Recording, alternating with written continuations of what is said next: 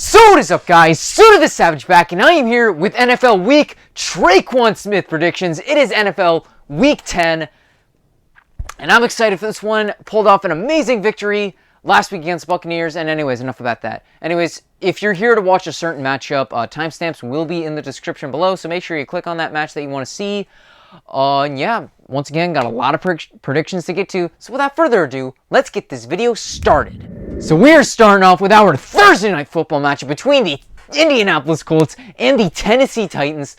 Starting out with the Colts, against the Ravens, this was like a good litmus test. Like, are you legit or not? Like, will your defense be able to hold up to the task?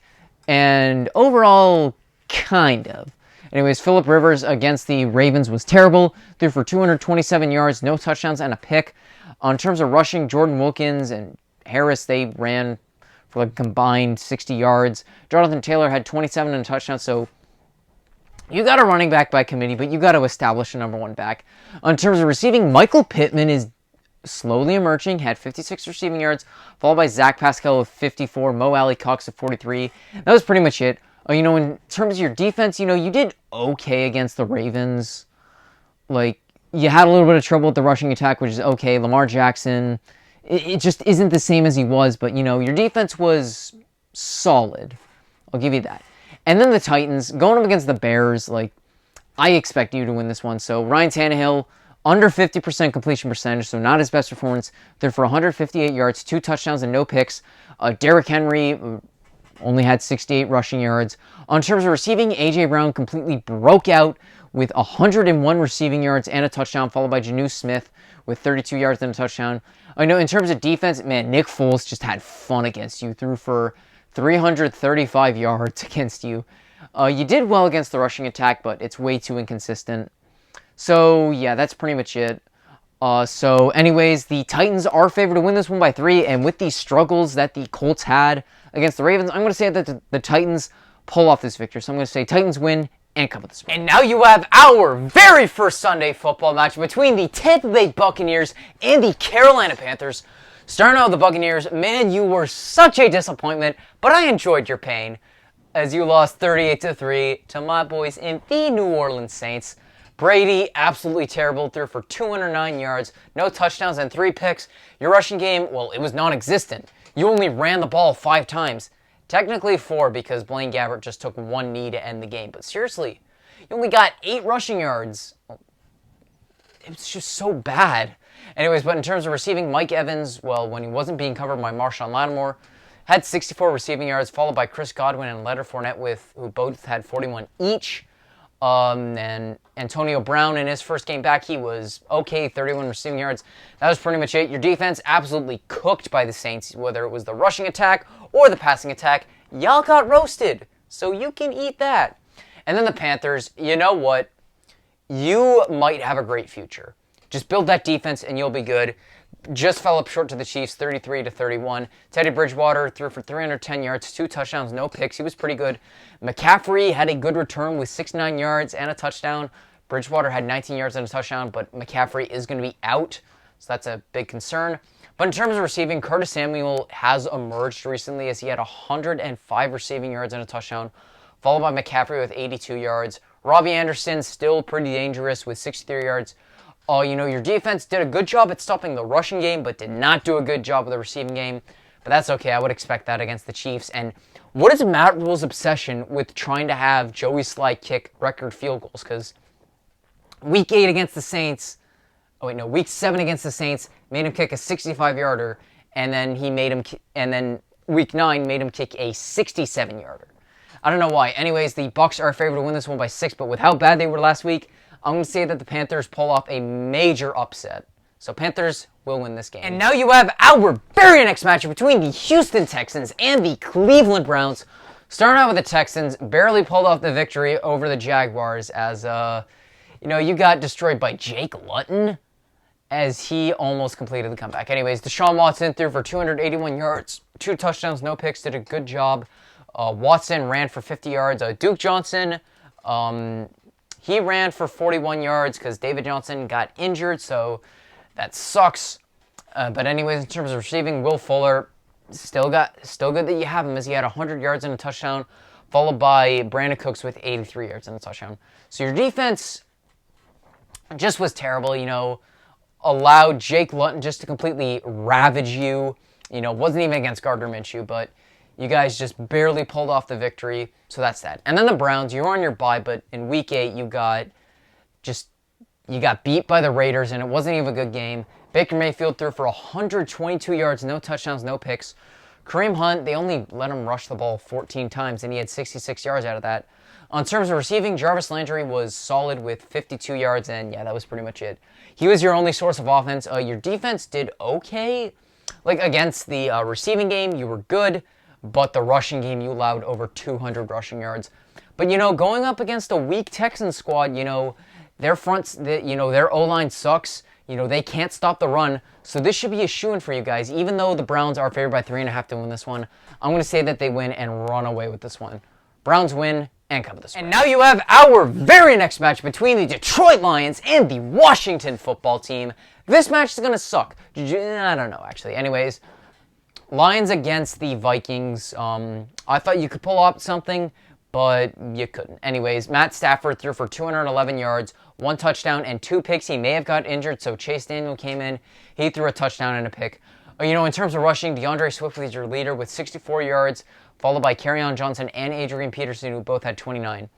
In terms of receiving, no Kenny Golladay, so Danny Amendola had to step it up. He had 77 yards. Marvin Jones Jr. still proving that he's the number 2 man with 43 and a touchdown, followed by TJ Hawkinson with 39 and a touchdown. That was pretty much it. Your defense did an okay job against the receiving game, but you were no match for Dalvin Cook.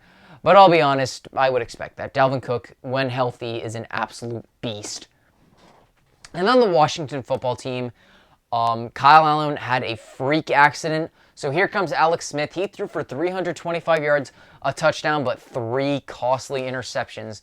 And you were so dumb that you only ran the ball 9 times. Antonio Gibson had 20 yards and a touchdown, and J.D. McKissick only had 17. If you wanted to win that game, run the ball more. It's not that hard, even though you were playing catch-up for most of the game, so fine. Anyways, Terry McLaurin, if he was under a real team, he could kick ass, but with what he's got, he's doing well as he had 115 yards and a touchdown, followed by Chris Sims with 110 yards. McKissick had 65.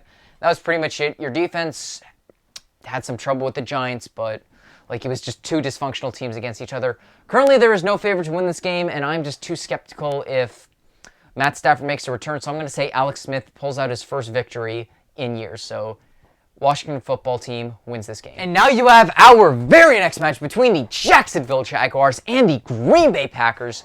Starting out with the Jags, Jake Luton in his first start actually did a pretty good job. Threw for 304 yards, a touchdown, and a pick. Almost pulled out the victory, but you failed the 2-point conversions. That sucks. James Robinson, look, the thing is, running backs these days are replaceable. So he did a good job filling in for Leonard Fournette with 99 yards and a touchdown. Luton also had 13 yards and a touchdown. On terms of receiving, DJ Chark absolutely broke out with 146 yards and a touchdown, followed by Chris Conley with 52 yards, Tyler Eifert with 48, and Chris Thompson at 35. So honestly, a good game all around. Your defense didn't do too well. It's pretty banged up. Had trouble against the rushing game of the Texans. Had trouble against the receiving game of the Texans. So yeah, this one was just 2 pretty bad teams going up against each other. And then the Packers. Aaron Rodgers against the 49ers just completely thrived. Threw for 305 yards, 4 touchdowns, no picks, but that's what happens when you face a pretty lackluster 49er squad. Anyways, Aaron Jones had 58 yards and no touchdowns, so the rushing game, even though you rushed it 31 times, no one had a rushing touchdown. Devontae Adams is literally the only source of offense you have, as he had 173 yards and a touchdown, followed by Marquez Valdes-Scantling with 53 yards and a touchdown, Tyler Irvin with 48, and yeah, that's pretty much it. So I'd say the Packers, you're set, but you really need a number 2 receiver. You should have traded for Fuller. Anyways, your defense had some trouble with Richie James, and that was pretty much it. You didn't fully stuff Nick Mullins, but you did enough. You forced turnovers, so good game on you.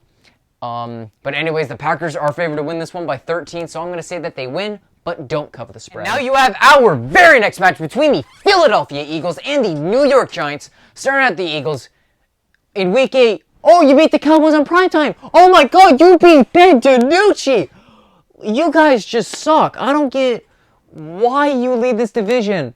Anyways, Carson Wentz threw for 123 yards, 2 touchdowns, and 2 picks. He also had 2 fumbles and lost both of them, so I don't even know what to think about you guys. Like, you are not worthy of winning this division. Heck, nobody is, but yeah, Wentz has been underwhelming this season. Boston Scott, he ran for 70 yards, so he was pretty good. In terms of receiving, Travis Fulgham broke out of nowhere, because currently he's doing well as he had 78 yards and a touchdown, followed by Jalen Reagor with 16 yards and a touchdown. So, yeah, that's that. You were able to stop the Dallas Cowboys, but, like, come on. It's the Cowboys. They had to start Gucci Danucci, so it's, like, not much of an accomplishment that you beat them. Excuse me. And then the Giants. Against a football team, I expected it to be a pretty crappy matchup. And, of course, I was right. Daniel Jones, like, the whole thing in that game was the forced fumble out of Antonio Gibson, and the ball just got kicked around for about 20 yards until the Giants recovered it. That's the NFC East in a nutshell. If you just go watch that fumble. I'll leave a link in the description below. Anyways, Daniel Jones, 212 yards, 1 touchdown, no picks. He was okay. Wayne Gallum was the lead rusher with 68 yards and a touchdown, followed by Alfred Morris with 67 yards. On terms of receiving, Aaron Mack was your lead receiver with 72 yards, followed by Evan Ingram with 48 yards and a touchdown, Sterling Shepard with 39. And that was pretty much it. Your defense fell apart to Alex Smith, but, with Terry McLaurin as a weapon, like, I'm glad Smith is doing well because I want to see him succeed because it was just so bad what happened to him. But anyways, Philly is favored to win this one by 4, and yeah, I'm just going to say that they win and cover the spread. And that was actually it for 1 o'clock matchups. Yeah, they're pretty short because we got 6 4 o'clock matchups. Starting out with the first one between the LA Chargers and the Miami Dolphins. This is the ultimate question. Who should have gone first? I mean, who should have gone before, Tua or Herbert? I actually predicted that Herbert would go before Tua just because I was just way too worried about Tua and just his injury and his durability. But, of course, Tua went 5th and Herbert went 6th. Anyways, Chargers, man, like, you always just fall short. Anyways, Justin Herbert has just been absolutely amazing this year. Threw for 326 yards, 2 touchdowns, no picks against the Raiders. Kaleem Ballage had 69 yards and a touchdown. In terms of receiving, Keenan Allen is finally breaking out again as he had 103 yards and a touchdown, followed by Mike Williams with 81 yards and a touchdown, and Tyler Johnson with 50 yards. Your defense was kind of mixed. Like, you did okay against the passing game, did all right against the rushing game, but ultimately you were just not clutch. You had the pass, almost had the touchdown, but it got called back because, the guy caught it, but he didn't survive the ground. But anyways, then on to the Dolphins. I was right. If Tua faces a weaker defense, he will thrive, and he did. Against the Cardinals, he threw for 248 yards, 2 touchdowns, and no picks. In terms of rushing, Ahmed and Tagovailoa had 38 and 35 yards, so they were okay. Rushing was kind of non-existent, even though they ran it 25 times. It just wasn't a big factor. But anyways, receiving, Devontae Parker was your leader with 64 yards. Preston Williams has quietly been one of your better receivers as he had 60 yards and a touchdown. Mike Gesicki had 42 and Jakeem Grant with 35. That was pretty much it. Your rushing game fell apart to Kyler Murray, but he is pretty damn good if they're going to let him run the ball. You fell apart to their receiving game, but of course you ultimately won after Zane Gonzalez was short on a 40-yard field goal. I just don't get how that happened. But anyways, the Dolphins are favored to win this one by 2, and I'm going to say that Tua does run to another victory. So Dolphins win and cover the spread. This one's for you, Billy. And now you have our very next match between the Arizona Cardinals and the Buffalo Bills. Starting out with the Bills, that was an absolute statement victory. I didn't expect you to beat the Seahawks, but you did. 44-34. Anyways, Josh Allen just had a day. 415 passing yards, 3 touchdowns, no picks. He also had 14 yards and a touchdown, so he wasn't really much of an asset on the rushing game. I mean, you only had 34 yards, but you learned that the air game was the way to go. Anyways, Stephon Diggs, he had 118 yards, followed by John Brown with 99. Greg Davis was low-key your best receiver that game. He was one of the better ones. 4 receptions for 70 yards and a touchdown. Your defense had a little bit of trouble. You gave up over 400 offensive yards, which is a concern, but you did force 4 turnovers, so that I can kind of excuse you for because, the Seahawks produced quite a bit in garbage time. So if I exclude all that, you played pretty well. So I'm proud of you guys. Well done, Bills. And then the Cardinals, you fell up just short to the Dolphins. Kyler Murray, he threw for 283 yards, 3 touchdowns, no picks, but he also ran for 106 yards. So he's definitely one of the more dangerous dual-threat quarterbacks in the league. Chase Edmonds, he only had 70 rushing yards. In terms of receiving, D-Hop has been kind of quiet recently. He only had 30 receiving yards last game, but Christian Kirk broke out with 123 yards and a touchdown, followed by Larry Fitzgerald with 54 and David Daniels with 21 yards and a touchdown. Your defense had trouble with the Dolphins, but they're an emerging squad. But of course, what cost you was the Kyler Murray fumble. That was one of the ones that cost you. And of course, the Ms. Zane Gonzalez field goal, as he was short on a 40-yarder. I don't get how. Ball wasn't tipped, but it is what it is. Cardinals are favored to win this one by 2.5. But you know what? I'm going to say, with the Bills, how they played last game, I'm going to say that they win this game and pull off the upset. And now you have our very next match between the Denver Broncos and the Las Vegas Raiders. Starting out with the Broncos, you're slowly kind of returning to form, in my opinion. Anyways, Drew Lock, he played well as he had 313 yards, 2 touchdowns, and a pick, even though I could maybe argue that a bit of that was in garbage time because you did put up 21 points in the fourth quarter because it's the Falcons. They're going to blow a fourth quarter lead, but they barely held on. But Falcons barely held on to the victory. Drew Lock also led in rushing as he had 47 yards and a touchdown, which is shocking. Anyways, Jerry Jeudy had 125 yards and a touchdown. Hamler had 75 yards, followed by Noah Fant with 45, and then Tim Patrick with 29 yards. So overall, a pretty good game that you guys played, even though you didn't produce real garbage time. So actually, really, not that good of a game. Your defense struggled against the Falcons, but, their offense is pretty good. And then the Raiders, you beat the Chargers, and it was just one of those victories where the Chargers just came so close again. Either they blew it or they fell just short. Anyways, the Raiders, Derek Carr threw for 165 yards and 2 touchdowns. His passing game has definitely gone down in the past couple of games, but I could see it reemerging, especially against the Broncos. Booker, he had Devontae Booker, that's it. 68 rushing yards and a touchdown, followed by Josh Jacobs with 65 yards and a touchdown. In terms of receiving, it was kind of split between Hunter Renfrow as he had 60 yards, followed by Nelson Aguilar with 55, and then Darren Waller with 22 and a touchdown. Your defense falling apart to the Chargers. They're a great offensive team, especially under Justin Herbert. Much better than they were under Rivers last year, and better than they were under Tyrod Taylor in the first game. Anyways, the Raiders are favored to win this one by 4, and I'm going to say that they win and cover. And now you have our very next match between the Pittsburgh Steelers and the Cincinnati Bengals. Starting out with the Bengals, week 8, you pulled off a pretty shocking victory against the Chargers. I'm proud of you. Good victory. Anyways, Joe Burrow, he threw for 249 yards, 2 touchdowns, no picks. In terms of rushing, still no Joe Mixon, but Giovanni Bernard has filled in nice as he had 62 yards and a touchdown, and Perrine followed that up with 32 yards and a touchdown. So pretty good. In terms of receiving, it's pretty split. T. Higgins led with 78 yards, followed by Tyler Boyd with 67 yards and a touchdown, followed by Tate with 65 yards. AJ Green definitely hasn't recaptured that old form that he had, but oh well. Everyone else is producing well. Your defense did fall apart. You gave up over 400 yards to the Titans, but you still were able to hold on to the victory. So, good job. And then the Steelers. Man, last week was just way too close against the Cowboys. Maybe Garrett Gilbert is the answer. No, I'm just kidding. He's not. Anyways, Big Ben, he threw for 306 yards, 3 touchdowns, and no picks. So he did pretty well. In terms of rushing, the run game was nothing. You only let James Conner run 22 times, but I'm surprised he didn't run more. Anyways, but in terms of receiving, Juju was your leader with 93 yards and a touchdown, followed by Deontay Johnson with 77 yards. Chase Claypool had 69, and then Eric Ebron, he's been slowly emerging as your tight end that you've needed, as he had 22 yards and a touchdown, and that was pretty much it. Your defense, had some trouble with the rushing game and the receiving game, but, one thing I know is that Minkah Fitzpatrick, if you have a last-second heave and you throw it and he's in the vicinity, just give up. It's over, as he made 2 clutch game-sealing plays in the last 2 weeks. So Big Ben is supposed to be on COVID reserve list, but I think he's going to be there for this week. Wouldn't matter, because Steelers are favored by 7.5 to win this one. Even without him, I'm going to say that they beat the Bengals.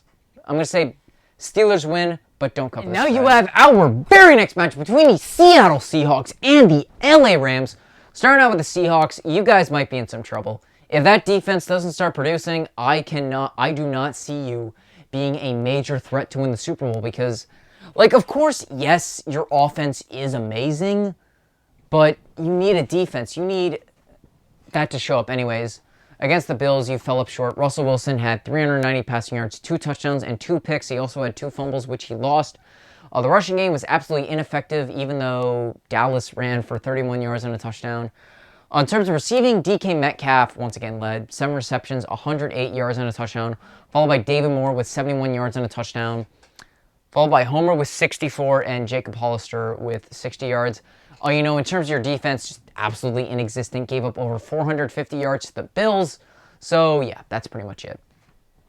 And then the Rams, against the Dolphins, Jared Goff faced his worst fear, Brian Flores. Because don't forget, Brian Flores was the defensive coordinator in Super Bowl 53, and he just completely silenced him. Anyways, Jared Goff, he threw for 355 yards, a touchdown, and 2 picks, but he also did have 2 lost fumbles. The rushing game was okay, kind of split between Cam Akers, Mark Brown, and Darrell Henderson. In terms of receiving, Cooper Kupp was your leader with 110 yards, followed by Robert Woods with 85 yards and a touchdown. And yeah, that was pretty much it. Your defense did a good job against the Dolphins because, Tua was nothing. So was the rushing game. But, of course, those offensive turnovers turned out to be very costly. So, Rams, they are favored to win this one by 2. But you know what? I'm going to say that the Seahawks rebound and somehow do well on defense. And I'm going to say Seahawks win this game. And now you have our final 4 o'clock game between the San Francisco 49ers and my boys in the New Orleans Saints. Man, my dad and I would have been looking forward to this matchup, but of course, with the 49ers injured to hell and back, this one's just not going to be as exciting. Because last year, after the 49ers won, after a game-winning field goal by Robbie Gould, my dad walked in the door, and he had actually just purchased a 49ers t-shirt with just a bunch of 49ers legends. Just used that just to taunt me. But no, I still love my dad. Him and I are still good. Anyways, 49ers against the Packers was really nothing. Nick Mullins threw for 291 yards, a touchdown, and a pick. Jerick McKinnon, he ran for 52 yards and a touchdown, and that was it. Of course, Richie James broke out of nowhere, had 184 yards and a touchdown, followed by Dwelly with 52 yards, and yeah, that was pretty much it. Your defense had trouble against the Packers, but I would expect that because the Packers are an amazing team, especially on offense. You've gotten to their defense a little bit, but anyways, it is what it is. And then the Saints, biggest statement victory of the season, took down the Buccaneers, even though no one thought we could beat them, 38-3. Drew Brees threw for 222 yards, 4 touchdowns, no picks. Yeah, the passing yards, they may not seem like much, but usually we had excellent field position, and the second half we were pretty much just running the ball the whole time. In terms of rushing, Taysom Hill had 54 rushing yards, and he also had 48 passing yards and 21 receiving yards, so he had the triple-double. Alvin Kamara, he ran for 40 yards, and Latavius Murray had 39. I expected Kamara and Murray not to be as effective because the Buccaneers, they have a great pass rush. In terms of receiving, we had 12 different receivers, so Drew Brees, you'll hate him in fantasy, but I love that he loves to spread the ball around. Hate that in fantasy, especially if I have certain receivers, but I like that he spreads it around. Because everyone on the receiving game, chipped in, did well, so I can't really point out one receiver because they all did super well. Your defense was the defense was amazing, picked off Brady 3 times, and just completely silenced the Buccaneers. Anyway, Saints are favored by 9.5 to win this one, and of course, I'm going to say that they win and cover the spread. And now you have our Sunday Night Football matchup between the Baltimore Ravens and the New England Patriots. Starting out with the Ravens, this season's kind of been a bit of a flop for you. I just expected way more out of you. Anyways, Lamar Jackson against tough Colts defense, he put up 170 yards, no touchdowns, no picks. He also put up 58 rushing yards and a touchdown. So Lamar hasn't been what he was last year. So if you want a chance to win that Super Bowl, you need Lamar to return to form. Anyways, in terms of receiving, Nick Boyle was your lead receiver with 46 yards, followed by Hollywood Brown with 38, Willie Snead with 37. That was pretty much it. The passing game has just not been that good this year for you guys. Your defense, did an okay job with the Colts. Got that 1 pick 6 and just completely hurdled over Rivers, so that's kind of embarrassing on him, but that's pretty much it. No, I was wrong. It was a fumble recovery that you returned for a touchdown. And and then the Patriots, man, that game against the Jets was way too close. Cam Newton threw for 274 yards, no touchdowns, no picks, but you only beat them by 3 points. Damian Harris, he ran for 71 yards, followed by Rex Burkhead with 56 yards and a touchdown, and Cam Newton as he had 16 yards and 2 touchdowns, just with that classic kind of like sneak into the end zone. Jason Myers, man, he broke out with 169 receiving yards. Darrell Byrd with 65, James White with 24, and that was pretty much it. You know, you did a good job against the rushing game of the Jets, but the receiving game, you was just leaky as hell. Brashad Perriman and Joe Flacco just completely ran over that, but you were still able to pull out the victory. Barely. Anyways, the Ravens are favored to win this one by 7, and I'm just going to say straight up, they win and cover the spread. And now you have our Monday Night Football match between the Minnesota Vikings and the Chicago Bears. Starting out with the Vikings, this is the narrative of the game. Can Kirk Cousins get his first Monday Night Football win? Because if you've been keeping track, he is 0-9 in Monday Night Football. So yeah, can he pull this one off? Anyways, he basically just got to game manage against the Lions.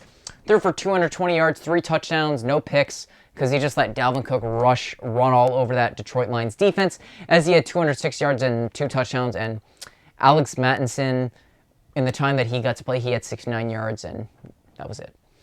Anyways, in terms of receiving, Justin Jefferson and Dalvin Cook led the way. Jefferson had 64, Cook had 46, Kyle Rudolph had 48, Thielen had 38, and the only touchdowns were to Amir Abdullah and Irv Smith Jr. with 2 touchdowns. Anyways, your defense did an okay job against the Lions. I mean, you did pick them off 3 times, so honestly, yeah, a good performance, even though you gave up over 400 yards worth of offense, so that's not that good. Anyways, and then the Bears, you know, fell up short against the Titans. Nick Foles had a pretty good game, 335 yards, 2 touchdowns, and no picks. David Montgomery, you know, all that praise that I gave him against the Saints, forget it. He only had 30 rushing yards on 14 carries. Absolutely terrible. In terms of receiving, Allen Robinson, he had 81 yards, followed by Anthony Miller with 59 yards. Jimmy Graham has been slowly emerging as a better tight end, as he had 55 yards and a touchdown, followed by Darrell Mooney with 43. And that was pretty much it. Another thing that did cost you was 2 fumbles, one by Anthony Miller, one by David Montgomery. Defense did a solid job against the Titans. You didn't force any turnovers, but, you know, the 2 turnovers you had just cost you. Anyways, the Vikings are favored by 3 to win this one. And you know what? Kirk Cousins gets his very first Monday Night Football matchup. First win on Monday Night Football. Kirk Cousins will pull off the victory. Vikings win and cover. That is going to wrap up my video for today. Thank you guys all so much for watching. If you want to see all my other prediction videos and all my other Saints recaps, links to all that will be in the description below. Make sure you like this video, subscribe to my channel if you haven't already. Comment down below who you have as your upset of the week. Who do you have as your lock of the week? Because I would really like to know. And anyways, also make sure to follow me on Instagram, Snapchat, and TikTok. I've been grinding on TikTok recently, so make sure you go support that. All that's due to the Savage. Thank y'all for watching. Have a great day. Who Dat Nation is OUT.